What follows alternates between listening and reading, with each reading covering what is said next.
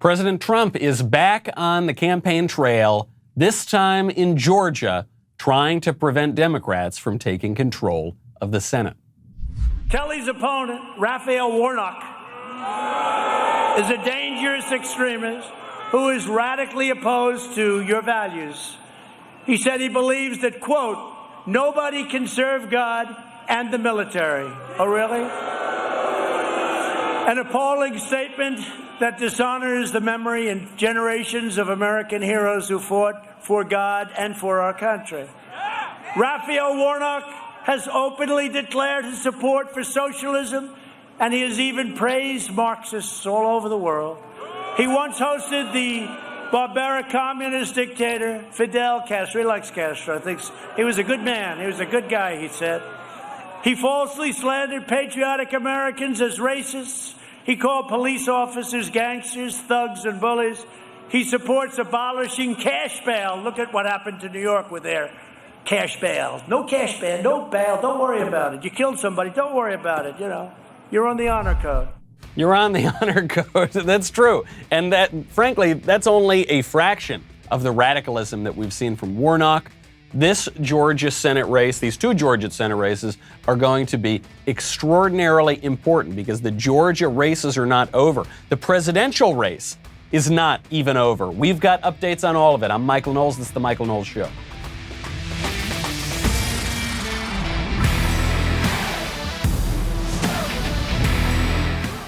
Welcome back to the show. My favorite comment from last Friday on our first Friday show is from Daryl Fortune, who says, when someone asks me why I'm not wearing a mask, I always ask in response, why? Is yours not working? Why are you so concerned about my mask? I thought you're wearing a mask. I thought the masks work. Now, of course, what the left says is, no, you don't wear the mask to protect you. You wear the mask to protect everybody else. But actually, we've got some video evidence of the left contradicting this point, because really the masks are not about protecting me and they're not about protecting you. They are about raw political power, and we've seen around the country people are getting fed up with it, even in the most left-wing places. There is a lot of uncertainty right now. There is a lot of chaos going on right now. And it's why when we're thinking of how to respond to all of these political questions, you also want to make sure you've got pretty stable investments. Here is something new. You know that the price of gold has been skyrocketing lately.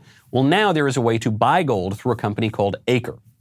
Now, the issue with investing in gold, I love investing in physical metals, and I've done it for years. The issue with investing in gold is that gold is very expensive. So usually we don't have thousands of dollars lying around to start buying gold bars. Well, Acre has come up with a way for you to subscribe to gold bars for as little as $30 a month. How is that possible? Gold costs more than $30. Well, what you do is you pay each month. Once your gold stash reaches the price of their gold bars, they will discreetly ship Acre gold to your house. Acre lets you invest in physical gold without coming out of pocket all at once. Acre then keeps you updated on your gold stash every month, and it ships once you reach the price threshold. Acre's physical delivery of your gold means that it is safe and sound and in your hands. That's something you can rely on. They also just recently introduced their new $100 per month subscription to their 5-gram gold bar. I really enjoy investing in physical metal. I like having it in my hands, knowing it's safe and secure. Visit getacregold.com/Knowles right now. Start investing in physical gold today. Make sure that you go to this URL because Acre is giving away a gold bar. To qualify for the giveaway, tweet or post why you should be the recipient and mention @get_Acre. That is getacregold.com/Knowles. And thank you, Acre Gold, for supporting the show. President Trump down in Georgia to help out with these Senate races.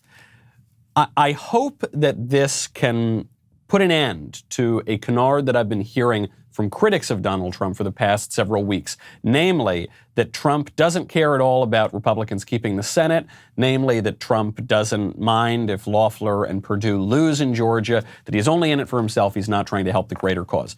Trump, contrary to what some lawyers who are helping Donald Trump have been saying, Trump has consistently told people to go vote in the Georgia races. He has not told people to sit out the Georgia races, and he's gone down there to campaign. He is helping out in the Senate race, very good. He is also simultaneously pursuing legal recourse in the presidential race. You can do two things at once. This was something we talked about last week. It seems that there is one group of people that says we need to only focus on the presidential race, forget about Georgia. And there's another group of people that say we've got to hold the Senate, we've got to focus on Georgia, forget about the presidential race. Give that up. One side is willing to throw out the Senate. The other side wants Trump to concede prematurely. Why can't we do both at once? That's what Trump is doing, and I think that's what we should be doing too. The fact that President Trump is unwilling on today, December 7th, to concede the presidential race, a day which will live in infamy, according to the mainstream media, if Trump doesn't concede, this is driving these mainstream journalists crazy. Take a listen. Alex Azar, the HHS secretary, went on Fox News Sunday this weekend and talked to Chris Wallace, who you will remember did not appear to be very friendly to President Trump at that presidential debate. So he goes on and he's referring to President Trump and he's referring to former Vice President Joe Biden. Chris Wallace cannot tolerate that Alex Azar will not concede the race on behalf of Trump. If President Trump had worn a mask then and urged everyone to wear a mask then, back in April, the way Joe Biden is right now, wouldn't we be in much better shape? Well, Chris, I welcome Vice President Biden to the club. Since the middle of April, the president's guidelines for reopening have called for wearing masks. Well, he's the president-elect, sir. The president has called the president has called masks patriotic acts. Every one of his top advisors, we are out there saying wear your mask. We talk about the data. You know, Chris, at 1 meter, if two people wear the mask, it can reduce viral transmission by 72%, protecting both the source and the recipient. We've got the data. Masks work. We encourage people, please wear a mask when you can't engage in social distancing. But first of all, it's the president-elect Joe Biden, Secretary Azar. First of all, it isn't President-elect Joe Biden. Joe Biden is not the president-elect. He simply isn't. Chris Wallace should have a warning label when he posts this clip on Facebook or on Twitter saying that this claim is fake news, or at the very least, this claim is disputed.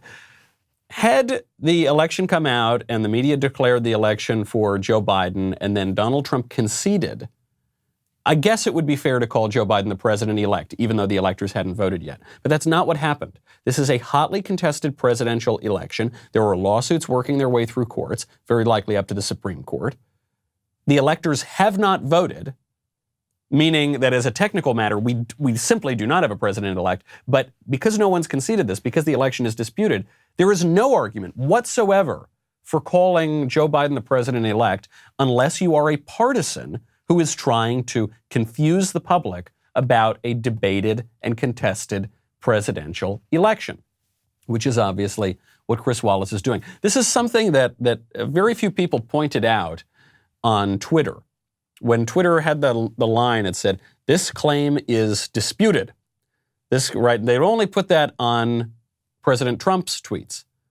But a friend of mine, Jim O'Neill, pointed this out, that if a claim is disputed, then you ought to put the disputed label on both sides of the claim. So if Donald Trump comes out and says, "We won this election," and Joe Biden comes out and says, "We won this election," if the claim that Trump won is disputed, then that means that the claim that Biden won is disputed too. So you're supposed to put the label on both. But of course, the media don't want to do that, because when they say disputed, they mean it's disputed by us. When they say sources have called this election differently, the sources they're referring to are themselves, and they want to make themselves the official authority for this, even though they are not.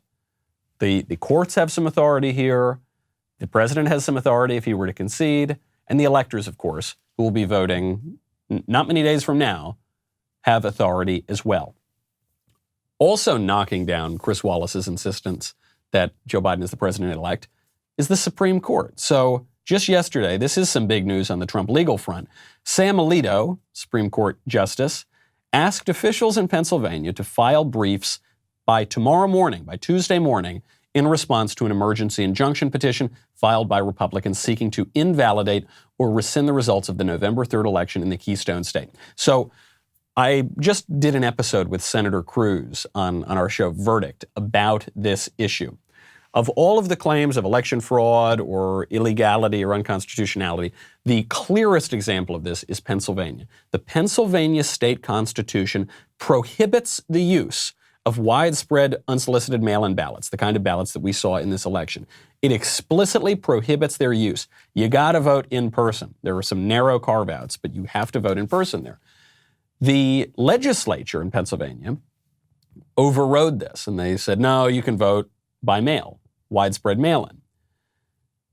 But the legislature does not have the authority to override the Constitution. Now, the Pennsylvania Supreme Court came in and in a highly partisan and indefensible opinion said, oh, never mind, forget about the Constitution, have your mail-in ballots and enjoy however you're going to count them down there in Philly, guys.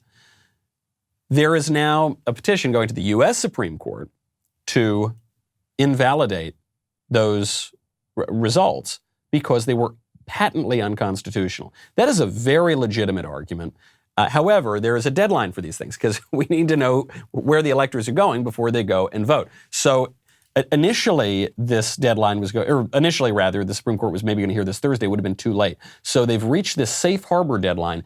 What this seems to suggest is that the Supreme Court is going to weigh in on the election in Pennsylvania. Now, that wouldn't be enough to flip the presidential election. You'd also have to flip Georgia, and you'd have to flip Arizona. Is that possible? I suppose it is possible. Is it likely? It's not likely. However, it's worth pointing out, it is not impossible. The Trump team is still pursuing their legal options. Actually, our friend Jenna Ellis, who is President Trump's lawyer, has come out and given news of great progress in the legal fight. And this could be the way, maybe the only way, to flip the votes in Georgia and Arizona, which is they need to prove that there was something fishy about the vote counting machines. We've heard the names Smartmatic. We've heard the names Dominion. We've heard all of these sorts of rumors going around about software, hacking, manipulation. Now we're going to find out whether that's legitimate or not, because we could get a forensic audit here. We've got to listen to Jenna Ellis's argument. And if you want to listen to it in a really wonderful way, I'd highly recommend you listen on Raycon. You know, another way that 2020 has thrown us for a loop, of course, is going to be this holiday shopping season. After everything that's gone on this year, you want to make sure that every single person on your list gets a gift that will actually make them say, hey, thank you, I needed this. This is really improving my year. It's been a little tough. The silver bullet gift idea, Raycon wireless earbuds. With seamless Bluetooth pairing and a comfortable noise isolating fit, you can start listening right out of the box and keep listening for hours. The audio quality is phenomenal. It's comparable to what you get with other premium brands, except that Raycons start at half the price. I have a whole bunch of different wireless earbuds. I've got Raycons, I've got the expensive ones that you all know about, I've got the other expensive ones, and I try them on. I got to tell you, the other ones have problems. Raycons, very, very reliable and much less expensive. Raycon is being generous for the holidays, so on top of their everyday great prices, they are offering our listeners 15% off right now. Go to buyraycon.com/Knowles, Knowles. Get 15% off your Raycon order. That is buyraycon.com/Knowles, buyraycon.com/Knowles, Knowles. So now, once we all affix our Raycon wireless earbuds, we can listen to Jenna's argument, because this is maybe a little bit of a Hail Mary, but there is a chance that this could flip the results. The big news coming out of Antrim County, Michigan this morning, Pete, is that a judge actually granted our team access to 22 of the Dominion voting machines for us to conduct a forensic audit. So if you remember, this is the county that had the switch of 6,000 votes from President Trump to Joe Biden, and that was an unexplained and so-called glitch. And so our team is going to be able to go in this morning at about 8:30, and we'll be there for about 8 hours to conduct that forensic examination, and we'll have the results in about 48 hours, and that'll tell us a lot about these machines. So we'll find out later this week if there is any substance to the claims that Dominion and the other software have flipped the votes. Now, this is happening because of a judge in Michigan. Of course, if there is some sort of systemic issue with the software, then that's going to affect the certification of the results in other states as well. Some people passionately believe that these voting machines were rigged. They see the glitches, such as thousands of ballots being flipped for somebody else. They see spikes in the count and they say, this looks pretty fishy. They know that these electronic voting machines are vulnerable just by definition compared to older methods of voting. So they look at that and they say, absolutely, there was a rigged election going on through the machines. Then there are other people who say, this is crazy. This is a conspiracy theory. There's no chance that any of the machines were rigged. Come on, get your tinfoil hat off. As always in this election fight, there is an option between these two extremes. The option is, okay, if you're so convinced it's a conspiracy theory, let us go in and take a look at the machines. If you're so convinced this is then don't wipe the machines. There was a judge order in Georgia not to allow people to wipe the Dominion voting machines and reset them. Cool, there's no problem. Then we're going to go in there and take a look at what's going on in those machines. Likewise, for people who are convinced there was rigging, okay, if you're so convinced, we'll go into the machines. We'll see if there's rigging. Time is running out because we live in space and time, right? This isn't going to drag on for 8 or 10 years. Frankly, even if there was fraud, if you can't prove it in the amount of time, it doesn't matter. I often go back to the case of Lyndon Johnson, who stole his Senate seat in 1948. We now can know that with certainty. And we figured it out around 1990 for sure that he stole it. Well, okay, we got it. That's a moral victory, except he'd already served in the Senate. He was already vice president. He was already president. And he already transformed the country through his political career. But we didn't prove it in time. So we're going to find out, as Jenna says, we should know within 48 hours. Fine by me. I'm more than happy to exercise the virtue of patience and say we're going to see what happens here. More than happy to exercise the virtue of courage and resist calls to concede the election, even if the mainstream media, even if the putatively conservative cable news channel is insisting that we do that. And we'll let the legal process play out. Now, there is some sad news. One of President Trump's top legal advisors just got coronavirus. Rudy Giuliani has tested positive for coronavirus. Rudy is older. He's 76 years old. He's not exactly in Olympic shape, I mean, he's just an older guy who's a lawyer. He's not a marathon runner or something. So we hope that he recovers, of course. We hope he's doing very well. A number of blue check marks, a number of liberal opinion makers, when this news came out, suggested it was BS, said it was a cover, that actually, look, Rudy's been flying all over the place. He hasn't been wearing a mask. He's been shaking hands. Rudy got COVID months ago, okay? He's obviously already had it, and multiple blue check marks have been suggesting this. The reason that they're saying he got it now is to kick him off the team because he's not doing a great job. I have no interest in hypothesizing and sort of going through this gossip mill. My only point on the blue check marks argument here is it undercuts their alarmism. If they're saying that actually Rudy Giuliani secretly got COVID months ago, but nobody knew about it, he recovered, he was totally fine, it was just a little cough or something, then why are we shutting down the world over this virus?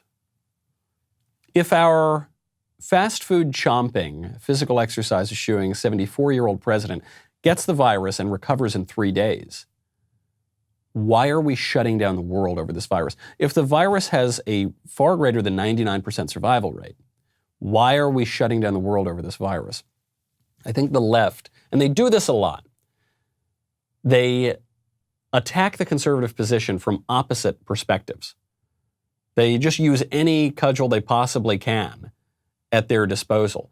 Either they did this with George Bush, especially. They do it with Trump too. They'll say he's a dumb idiot, he's a dunce, he's the stupidest moron who's ever been, and that's why we've got to get him out of office. Also, he's an evil genius. Also, he's the greatest evil genius KGB agent that's worked his way up through the sheer brilliance of his mad, wicked mind. And that's why we've got to kick him out of office. Obviously, those things are contradictory. They just throw them at the same time, especially with Donald Trump. But you've seen it with other Republicans, too. So that's what they're saying here. They're saying coronavirus is, look, it's so irresponsible. All these people in the president's orbit have gotten coronavirus. That's why we've got to shut down the country. But also, Rudy Giuliani, he's a liar. Rudy Giuliani already had coronavirus. Okay, now he's covering it up now. And that's why we need to kick President Trump out of office. Those two justifications for different political ends on the left contradict one another. They don't realize that it cuts against their alarmist arguments. They don't realize how incoherent the lockdown measures appear. But people are getting fed up with it. And it's not just conservatives and talking heads and Republican politicians. It's regular old people, people who own businesses, people who are in very blue places. California, La La Land especially, under Mayor Garcetti's control, has locked down again. This was after restaurants shut down, then they reopened, then they were told they had to go outside. They invest lots and lots of money. A friend of mine who works for a restaurant in LA said they invested $100,000 turning their parking lot into an outdoor area to eat. That was just shut down again too. So they're locking all that down. Meanwhile, though, the pet projects of these politicians are allowed to continue undeterred. There was a woman in Los Angeles who stands to lose everything. She's a restaurant owner who points out that the politicians shut down her business, but they permitted almost an identical type of business to operate right next door. So this is my place, the Pineapple Hill Grill and Saloon. If you go to my page, you can see all the work I did for outdoor dining, for tables being 7 feet apart. And I come in today because I'm organizing a protest, and I came in to get stuff for that. And I walk into my parking lot, and obviously Mayor Garcetti has approved this. Has approved this being set up for a movie company. So if you can't see this, this is an open area, giant tents, big tables, because LA is a show business town. And so they want to be able to make movies. And when you make movies, you need these areas for people to eat and hang out. So they set up functionally an outdoor restaurant right next to an outdoor restaurant. They say, no, the outdoor restaurant has to shut down, but the movie theater, the movie production set may remain open. Why? Well, I don't know, because the restaurants spread coronavirus, but the movies do not. Now, you might say, oh, those incompetent politicians, oh, they just don't think about it. Oh, how silly, how ridiculous. It's not just silly. It's not just something to laugh at. Many, many people are going to lose everything.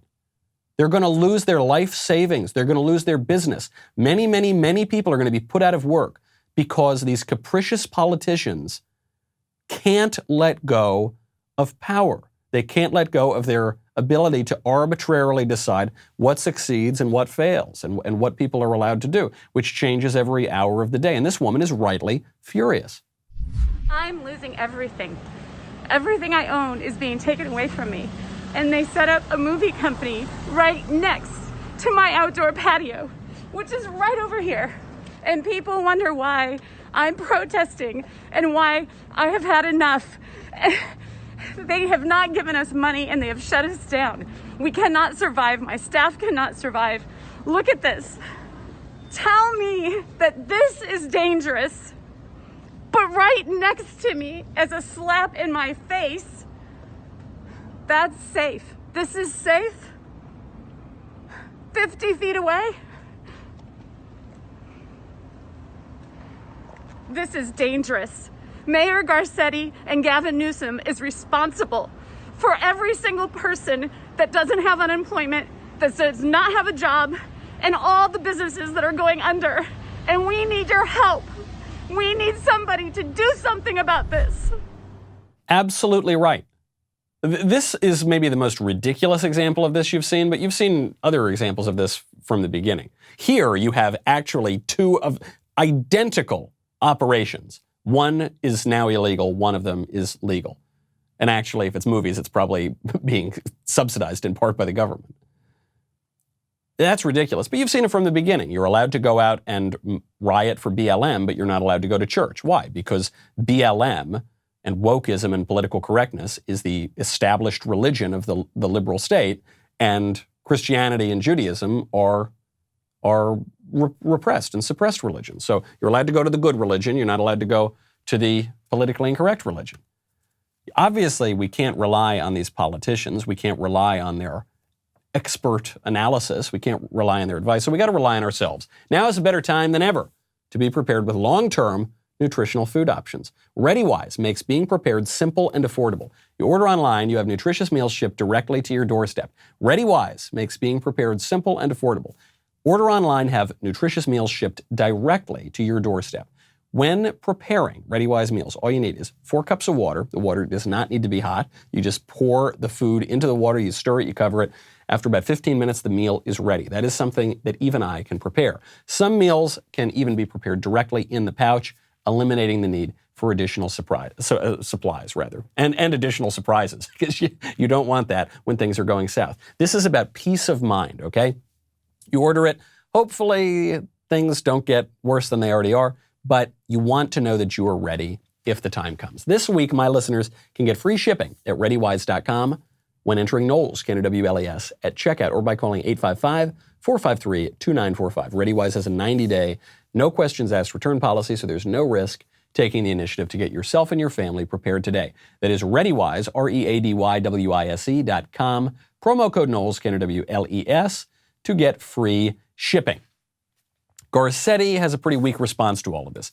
Garcetti says to the New York Times in response to this viral video, "My heart goes out to Ms. Marsden and the workers at the Pineapple Hill Saloon who have to comply with state and county public health restrictions that close outdoor dining. No one likes these restrictions, but I do support them as our hospital ICU beds fill to capacity and cases have increased by 500%. We must stop this virus before it kills thousands of more Angelenos." That's not an answer, buddy, because her problem isn't even that you've shut down the outdoor dining. It's that you've only shut down some outdoor dining. You've shut down her outdoor dining, but then you've permitted other outdoor dining to crop up directly next to her. No one is saying that if the policies were coherent, then we would have them. What we're saying is these policies are completely incoherent. One day we're told you can't wear the masks. The next day we're told you have to wear the masks. One day we're told you can't go outside. You certainly can't protest against the lockdown restrictions. The next day we're told you need to go gather en masse by the thousands to go protest for BLM or protest with Antifa. We're told by these scoundrels like Eric Garcetti that we all have to make sacrifices. We all have to. These politicians do not believe in this. They don't abide by their own mandates, and they don't fear the virus. If they feared the virus, then Gavin Newsom wouldn't go to the French Laundry and yuck it up with all his buddies shoulder to shoulder, no masks, indoors, and then come out and pretend, oh gosh, what a lapse of judgment, what an accident. Nancy Pelosi wouldn't show up maskless to her hair salon. Chris Cuomo wouldn't pretend to be quarantining with the virus, actually go bike riding in the Hamptons, get into a fight with one of his neighbors because one of his neighbors made fun of him, called him out for lying on television, then lie about it on TV again. All of these people. Fauci wouldn't be caught with his mask down time and time again. These guys do not believe it. They do not fear the virus in the alarmist way that they are trying to get you to fear the virus. So obviously, the left has been pushing fear from the very beginning here. They don't believe their own warnings, but now some liberals are going even further, right? Because the alarmism is wearing off. So now there's a subtle shift in the argument. What they're suggesting is that it's unpatriotic, frankly, it's unmanly not to wear the mask. Pete Davidson, he's the guy who made fun of Dan Crenshaw on SNL. Pete Davidson just advanced this line of argument also on Saturday Night Live, where he said it's people who aren't wearing the masks, who aren't abiding by the arbitrary and capricious lockdown rules, they're just kind of being babies. I take it that you found these protests frustrating. Yeah, man, they're making us look like babies. You know it's bad when even people in Boston are like, drink at home, you queers. And do you think that people should stay at home until the pandemic gets better? Yeah, everyone wants to go have fun, but there's plenty of stuff you could do at home. Like use your official Pete Davidson vibrator. So then at the end, it's a callback to a sex toy, but it's a non sequitur, right? And it's something you see often in left-wing humor is when they run out of the point, they just go to something grotesque and usually sexual, but it doesn't follow. That isn't good comedy writing, right? There's no payoff there. And even the argument is stay home alone and that will make you manly and mature. don't go out and see people, because going out and socializing and living your life and not living in fear is somehow childish, doesn't work. SNL has not been funny for a very long time. Very rarely has it been funny over the past 20, even 25 years. But this, I don't even think left-wingers would suggest that this bit was funny. And the reason it's not funny is because it's divorced from reality. When people watch something that's funny, what's the line that you will often hear people say? It's funny because it's true, right? But when something rings so obviously false, then it isn't funny. Because it's all ideology. And ideology is this abstraction that tries to recreate reality. And the less connected the ideology is from reality, the less it will resonate with you and the less funny these sorts of jokes will be. They don't believe it, by the way. They don't even believe it. There was a liberal TikToker who showed up to one of President Trump's rallies down in Georgia. And the point he was making was to shame Trump supporters into wearing the mask. And I don't think there's any question which person is manlier in this particular exchange, but I think it's pretty obvious that they don't even believe their own argument. You know, this is a real gem of a video. This is a real jewel because it shows you exactly where the left goes wrong. And if you're interested in jewelry this holiday season, it's one of the most popular gifts you can possibly give. There's good reason for that. You should absolutely check out the Pearl Source. You know, pearl jewelry is wonderful. It's lovely. Sweet little Elisa loves it. It doesn't need to break your budget, though. At the Pearl Source, you can get very fine pearl jewelry, highest quality, for up to 70% off retail prices. Why? Because the Pearl Source cuts out the middleman by eliminating traditional 5x markups by jewelry stores and selling directly to you, the consumer. The holidays are fast approaching.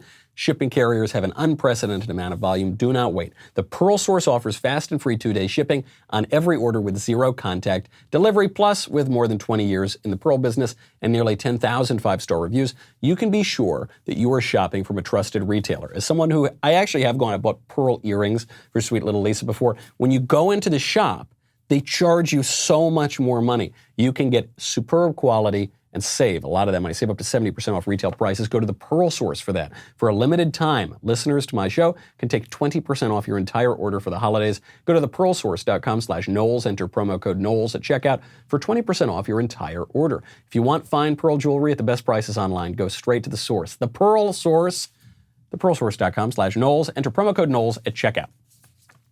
We've got a lot to get to here. You've got to check out this exchange between the liberal TikToker, the mask wearer, and the extremely manly Trump supporter, the ways in which people are pushing back on this sort of thing now, and the ways in which the left is undercutting even their own argument when it comes to the vaccine. But first, guys, we have a new Leftist Tears tumbler, okay? We have got a brand new and improved Leftist Tears tumbler. First time we've ever updated the tumbler. The reason for that is, after years and years of use, guzzling delicious Leftist Tears, occasionally a little bit of the color will chip off of the old Leftist Tears tumbler, especially if you're putting it in the dishwasher every single day. The new Leftist Tears tumbler, totally dishwasher safe. It will allow you to guzzle your Leftist Tears, not just for a few years, but in my view, for a few decades. A very, very snazzy. Join Daily Wire or upgrade your membership to get this absolutely wonderful tumbler. Go check it out. You know, the Michael Knowles Show is now 5 days a week. We're adding the entire PragerU catalog to Daily Wire, which is great because I host a show at PragerU called The Book Club. We've got Candace Owens coming. We've got all sorts of stuff. Head on over, subscribe to Daily Wire. We'll be right back with a lot more.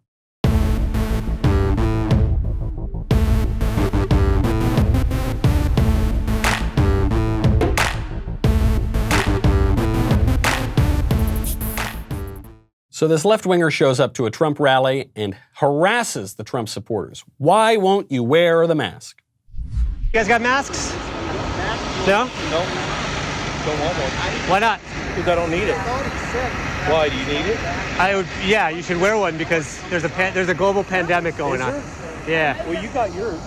I got mine on. Yeah, Good. I'm trying to be safe. Good. Okay. Thanks. But you could infect somebody else and they could get sick. Why don't you leave them alone? Will you please wear one? Excuse me? Will you please wear a mask? No. Please. Nope. For the sake of other people, please wear one. Please, I'm begging you, please. Nope. No, I don't think so. I don't think so. How pathetic is that dude? He's pathetic and unmanly. But he's also deceitful and dishonest. Because on the one hand, how to abase yourself, to get down, I'm begging you, please wear the mask, please do it. And that guy, that just extremely cool Trump supporter, is just like, nah. Well, the masks, they'll make you safe. Oh, okay, well, you got a mask, right? So you're safe. No, the masks, it's not that the masks protect the wearer, the masks protect everybody else. Oh, okay.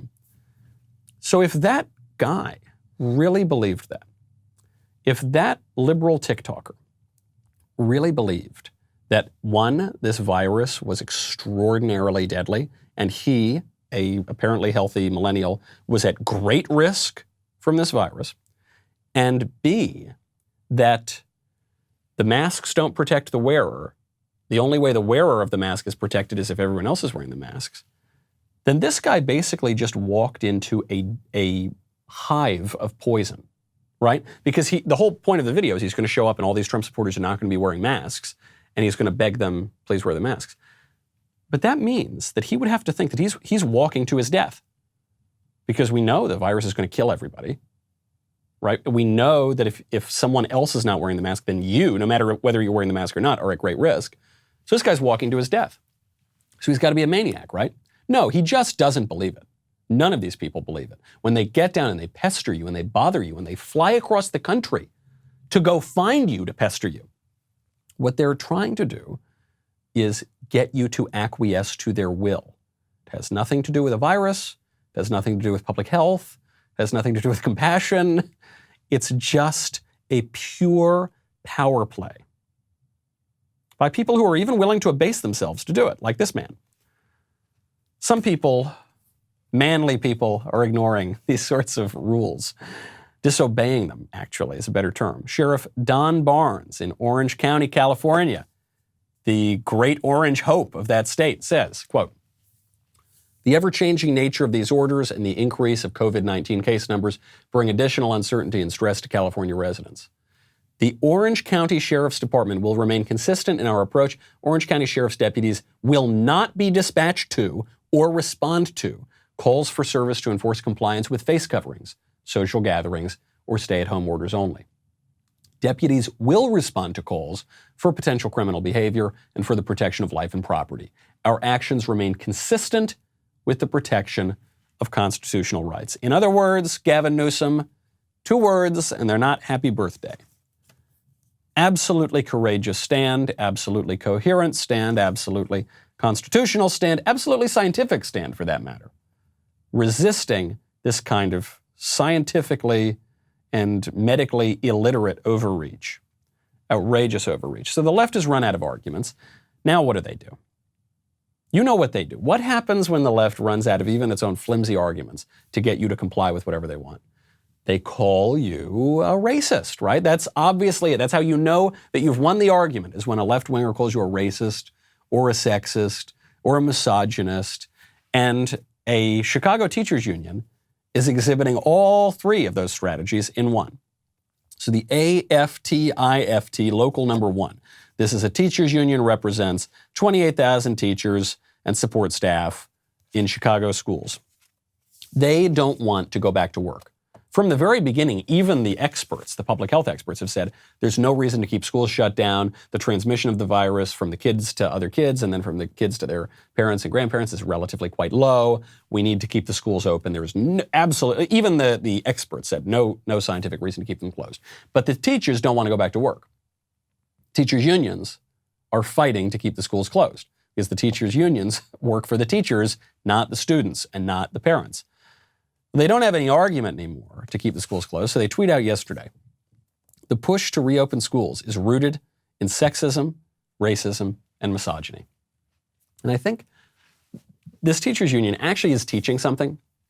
They're teaching students how to make up excuses that in this politically correct culture are unassailable. So, a student could read that and justifiably come home and say, Mom, the push to make me finish my broccoli is rooted in sexism, racism, and misogyny.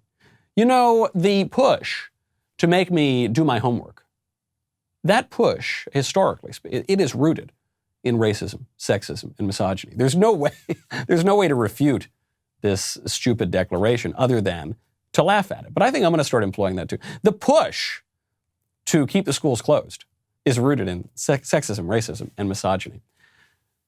Now, they cry racism, they cry sexism, they cry misogyny on the left. But then they seem to change their tune when the races or the sexes change. So from the beginning, we've been told the conservatives are science deniers. You've got these wacky liberals getting down on their knees to Trump supporters. Please wear the mask. Please comply. Please follow the experts. Believe science. Don't be a anti-vax or science denier. Now, Jake Tapper brings up this issue with a public health expert and says, what happens when certain people refuse to take the vaccine? A new Pew Research poll out on Friday suggests that less than half of Black Americans say they will get a coronavirus vaccine if one were available today. I want you to take a listen to 52-year-old Carmen Bailey from Cleveland, Ohio. To me, it's too early. We don't know any kind of side effects from them. So I just really feel like at this point where it's people that's going to take that vaccine as guinea pigs. Oh, man. Oh, man. Tapper must be salivating at how he's going to rip this woman. You know, frankly, to me, she seems somewhat reasonable. She's skeptical of the experts who have gotten everything wrong, and she's skeptical of the government, which is usually deceitful and duplicitous. But that's just me. Jake Tapper hates these anti-science, anti-vax people. They're mass murderers. There's an op-ed actually that came out in USA Today, said that the COVID spreaders are mass murderers. They're serial killers. So you know Jake Tapper's going to come in, he's going to say, this dumb science, she's probably a Trump supporter. This woman has no reason to oppose the vaccine. She's endangering all of us. All right, Jake, let it rip. Now, this kind of skepticism doesn't occur in a vacuum. The U.S. has an ugly racist history when it comes to science and medicine and Black Americans. How specifically does Operation Warp Speed intend to address this skepticism, especially the disproportionate skepticism in the Black community? What? No, Jake, you've been telling me from the beginning of this ridiculous lockdown that if I in any way question the lockdown, I am a science denier. I'm a wicked, dumb, stupid, uneducated person who's endangering everybody else. But then this lady comes out and says exactly the same thing. And you say this doesn't occur in a vacuum, it's totally justifiable, we should all be skeptical, just because she has a different skin color than I do. And frankly, even I'm Sicilian, so you know it's a little bit more in the middle, it's a little swarthy. So maybe he would take me half seriously, he'd half allow me to do it. Sicilians have had a difficult history in this country, as we all know. That exposes for me the last hint of coherence. Because at least the one thing they had been talking about from the beginning on the left, Cuomo had been saying, believe science, follow the experts. That was sort of the last bastion. They don't even believe that. They don't even believe that you have to follow the experts. If you have the right skin color, or if you have the right genitals, then you're allowed to think whatever you want. It is utterly incoherent. There is no reason to listen to a word that these people say. There's no reason to follow a single one of their capricious rules. Before we go, speaking of extremes and skepticism and nuance, I can't believe I have to say this. There was an op-ed in the New York Times that I somewhat enjoyed. I almost want to end the show right there before I hate that I have to say that. But Nick Kristof in the New York Times published an op-ed that I sort of enjoyed. It's about internet porn. It's called The Children of Pornhub, subheader, why does Canada allow this company, Pornhub, I guess the largest porn company in the world, why does Canada allow this company to profit off videos of exploitation and assault? And the article begins, Pornhub prides itself on being the cheery, winking face of naughty, the website that buys a billboard in Times Square and provides snow plows to clear Boston streets. It donates to organizations fighting for racial equality and offers steamy content free to get people through COVID-19 shutdowns. That supposedly wholesome Pornhub attracts 3.5 billion visits per month. Oh my gosh. More than Netflix, Yahoo, or Amazon. Pornhub rakes in money from almost 3 billion ad impressions a day, One ranking lists Pornhub as the 10th most visited website in the world. Yet there's another side to this company. It's infested with rape videos. It monetizes child rapes, revenge pornography, spy cam videos of women showering, racist and misogynist content, and footage of women being asphyxiated in plastic bags. A search for girls under 18, no space, or 14-year-old, or 14YO, leads in each case to more than 100,000 videos. Most aren't of children being assaulted, but too many are. You get the point. This brings us back to a debate that actually started last December, and it kind of split the right. What to do about the online porn problem.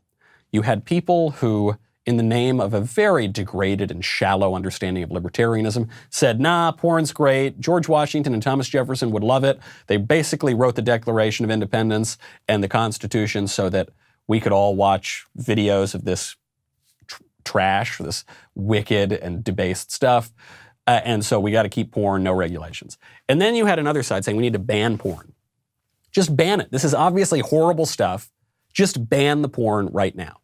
And this debate ensued. And I thought both sides sort of missed the point. It gets to a lot of our public debates right now. Actually, right to the top of the show, we were talking about, do you defend Trump or do you defend Georgia? How about both? How about you do both? How about you allow Trump to pursue his legal options and encourage him to pursue his legal options and don't encourage him to concede? And then how about you also try to hold the Senate by voting for those 2 Georgia senators? Why can't you do both? I think on the porn debate, we can acknowledge there is no constitutional right to pornography. Pornography has been highly regulated, if not outright illegal, from the very beginning of the country. We still have laws against obscenity. We jailed pornographers as recently as a dozen years ago. The Founding Fathers made a very clear distinction between liberty and licentiousness.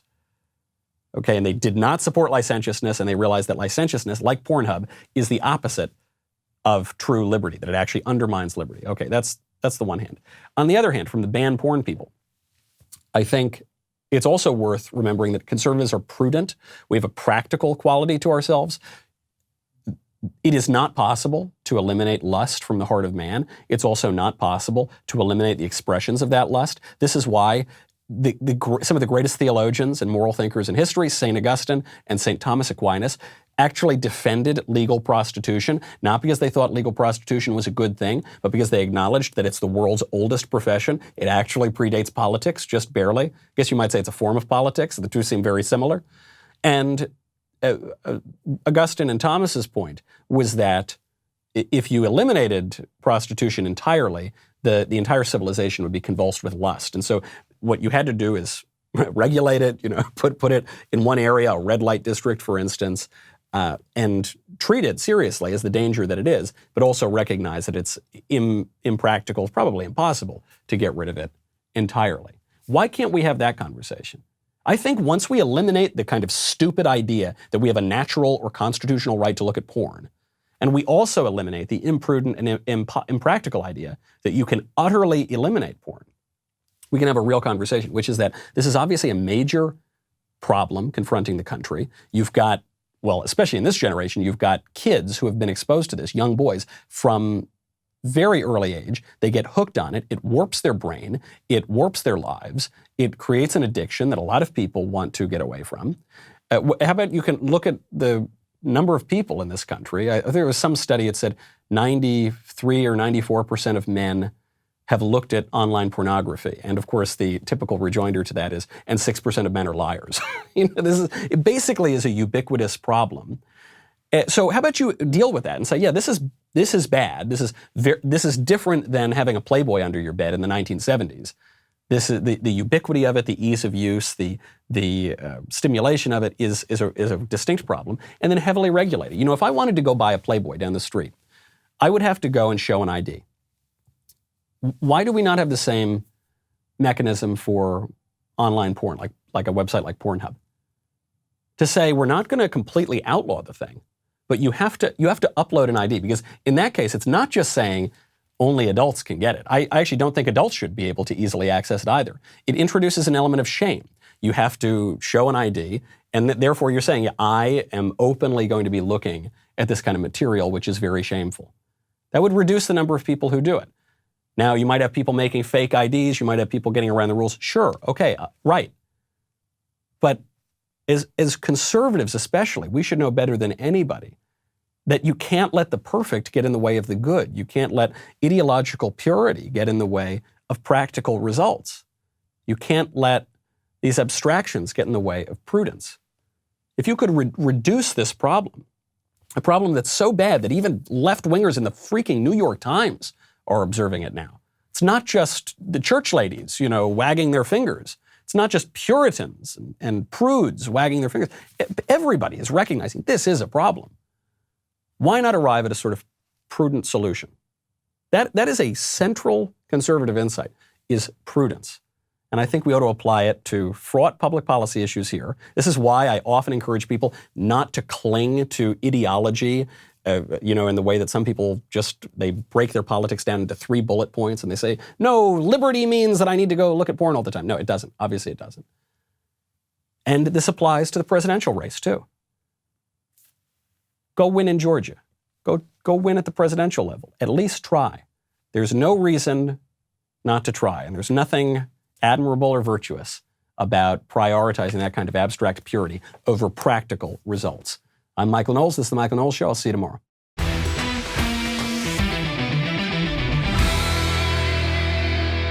The Michael Knowles Show is produced by Ben Davies. Executive producer, Jeremy Boring. Our technical director is Austin Stevens. Supervising producers, Mathis Glover and Robert Sterling. Assistant director, Pavel Wadowski. Editor and associate producer, Danny D'Amico. Audio mixer, Robin Fenderson. Hair and makeup, Nika Geneva. And production assistant, Ryan Love. The Michael Knowles Show is a Daily Wire production. Copyright Daily Wire 2020. Hey everybody, it's Andrew Klavan, host of The Andrew Klavan Show. Some people are depressed because the American Republic is collapsing, the end of days is approaching, and the moon has turned to blood. But on The Andrew Klavan Show, that's where the fun just gets started. So come on over to The Andrew Klavan Show and laugh your way through the apocalypse with me, Andrew Klavan.